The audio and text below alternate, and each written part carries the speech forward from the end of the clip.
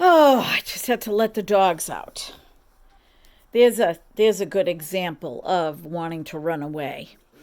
I have three dogs. The two oldest are rescues.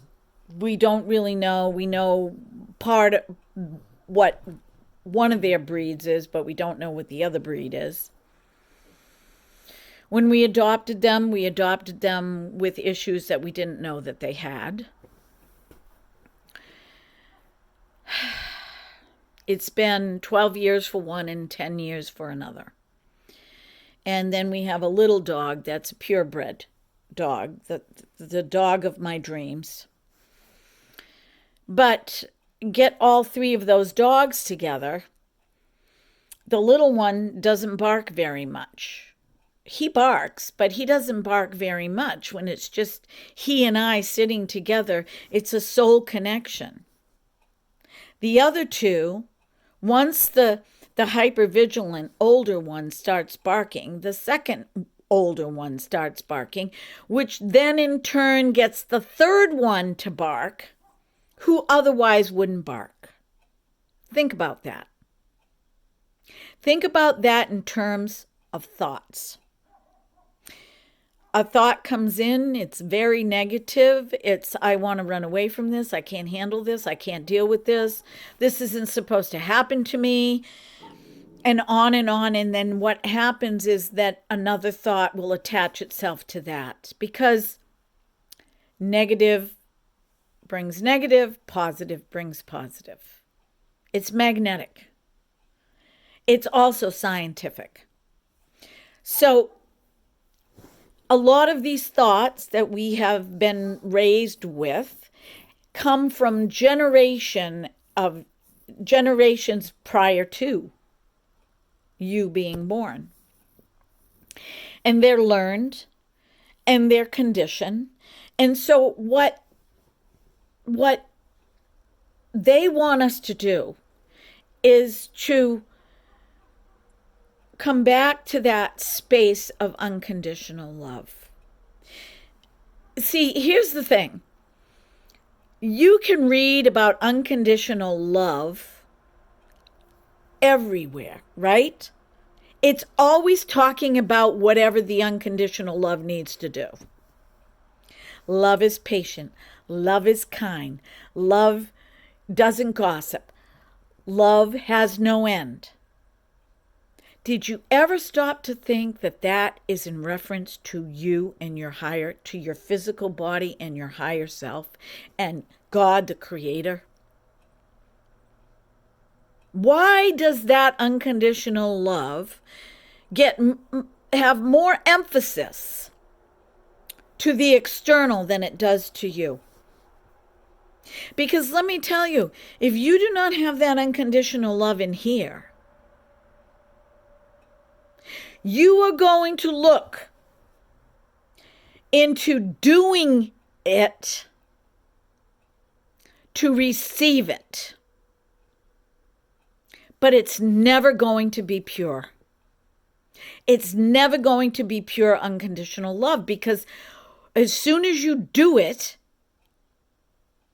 for the feel good feeling of doing it, which is optimum, that feel good feeling becomes an addiction to do more of that, which is great, which is humanitarian, which we want people like that on this planet. But it doesn't always circle back the way you put it out. And if it's a need that you have to do that in order to feel accepted, enough, loved, then there's a lack in here. Because it's putting the cart before the horse.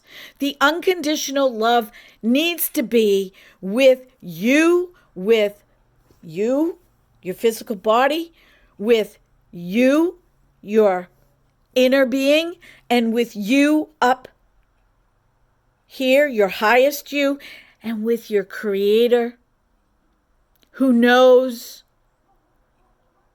that you were created unconditionally. There were no conditions. There were no conditions. Think about it. When God created, he looked at it, or she looked at it, they looked at it and said, this is good. No conditions. Those conditions were placed by the inhabitants of this earth, moving through their experience, using free will that was unconditionally given to them to make the choices to learn. And that's what happened. And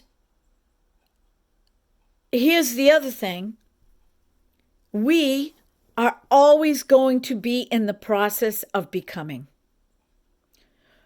Once we reach that point of not having to become anymore, we will leave the planet. We will transition. We will transition. Because you cannot stop a process from becoming. Any more than you can stop the wind from blowing, any more than you can stop the plants from growing, any more than you can stop the weeds from growing in the grass that you don't want. You cannot stop a process. You can try like hell. But life always finds a way to continue becoming. It's nature. It's a natural law. And a natural law of life becomes. So we are always going to be in this state of becoming. I do not pretend to know I have all the answers, but I can at least help you understand some of it. I can at least try to help you move from where you are into a little bit of a better place, a higher stepping stone, to achieve a higher stepping stone. Because here's the thing. Once you decide, I need to talk to somebody, and believe me, you don't know me, I was that person. I had to get this out. I had to talk to somebody, and then I had to ruminate about it, and then I had to talk about it some more, and then, it seems like everything's going to be okay, and then it would happen again, and then it would happen again. Until I reached a point, ignore my dog, he does this, he's fine, until I reached a point in my life where the answers that I was looking for from other people didn't suffice. It wasn't enough. It wasn't enough what I was getting out there. And also, I wasn't ready to hear it. So, there's a couple things here. You need to be ready to not want what you're getting. And you need to be ready to get what you want. And you need to be ready to understand what it is you want while in the getting. And you need to understand that there are just some things that need to be accepted at this point in time, because they haven't even reached you yet. They haven't even come into your auric field yet. They're out there. They haven't come in yet. This is where you are. So it is a step-by-step, stepping stone up process. And it takes time, and it takes understanding, and it takes being open to wanting it. Have you ever been in the situation where you're talking to somebody and you're intently listening, and you're observing, and you're understanding, and you're keeping your space, and you get a thought, and you express that thought, and you know that it's a healthy thought. You know because you've been there, and you express this healthy thought, and you hear, yeah, but I can't do that. Yeah, but I'm not going to do that. Yeah, but if I do that, this is going to happen. That's a block. That's a block. And the yeah, but is an excuse. It really means I don't want to do that. I'm not going to do that. And don't tell me I have to do that. Well, first of all, anybody that offers a suggestion and says, have you ever thought of, I'm just throwing out this suggestion, do you think it might be, is not a direct insult to you. It's a thought. It's a possibility.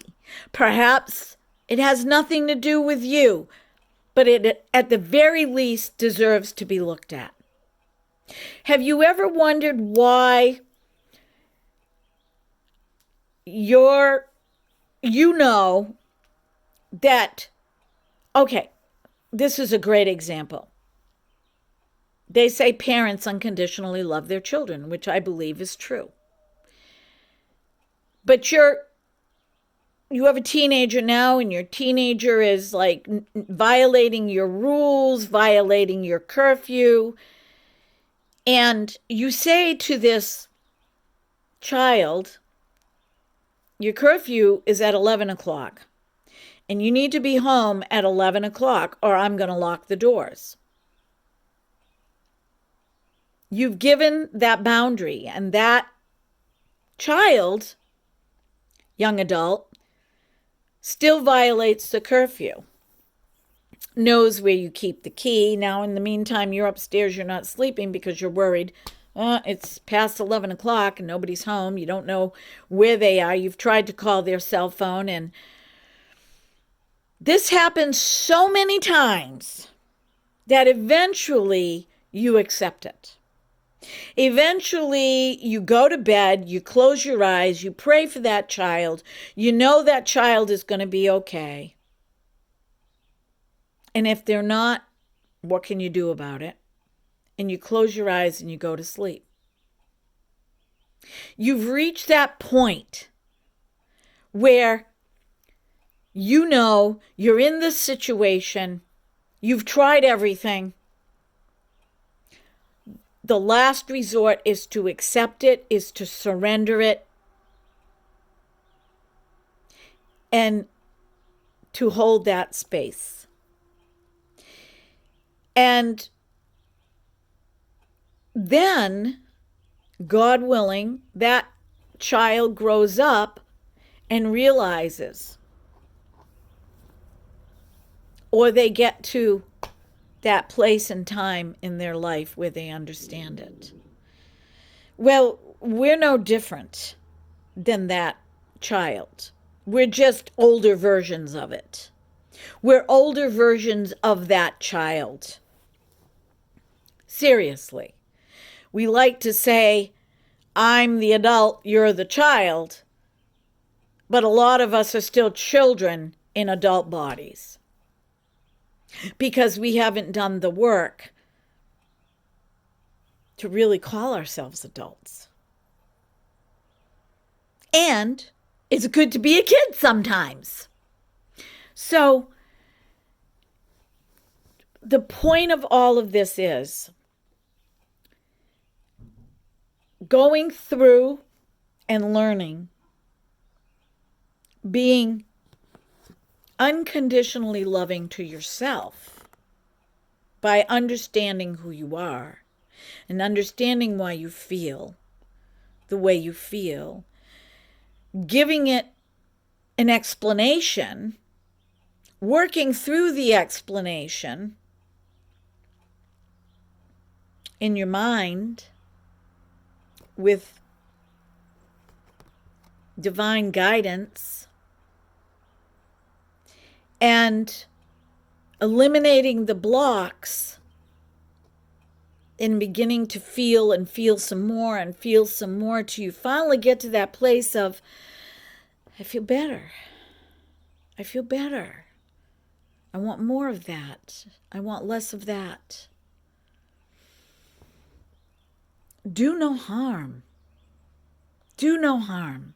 Because the more that happens for you, not to you, for you, and the more of it that you can discern and understand and align yourself with, that good space, that space of understanding, that space of self-compassion, that space of knowing that you are enough just by being who you are, and releasing all that you don't want and allowing what you do want to come in and feeling that, you are rising up.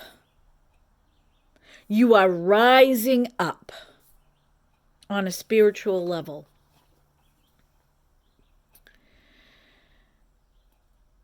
My idea of spirituality is blessedly internal.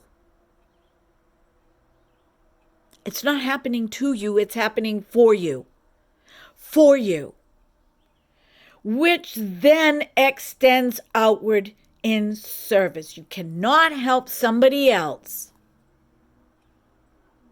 if what's going on in here is not in alignment with what's going on up there. You cannot hold that space for someone else. You can try like hell, but ultimately you're going to feel it. Ultimately, you're going to feel it, and it's going to take you down. If my meditations and pure motives connect me with the divine and others of like mind through a miraculous string of events. See, you haven't seen it yet. It's coming because you're doing the work that I do not control. It's in there. It's in the auric field. It's coming into the auric field. It's coming into the alignment that you've worked hard at achieving and becoming and still becoming. Then I must learn to trust that my experiences are for my own good, for my own purpose, for my own mission that extends outward to those I love. You cannot pull from something that isn't there. You cannot pull from something that's empty. You cannot ask someone to give you something that you need that isn't there. It's impossible. Today, I practice unconditional love by doing no harm to myself or others. Today, I practice connecting with the divine essence that created me, that knows everything about me, and is helping me discover who I am so I can be of service to others.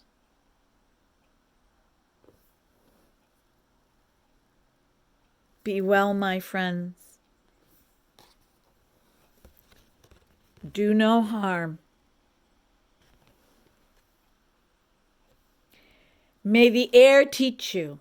May the water cleanse you. May the fire drive you. May the earth be a foundation for you. And may the divine essence of all that is, that created you, help you to understand who you truly are. And that's a blessing for yourself and for others. That is who you truly are. That is what your soul is. You are worthy. You are loved. You are enough. And we see you. Be well, my friends. I love you. Have a great day.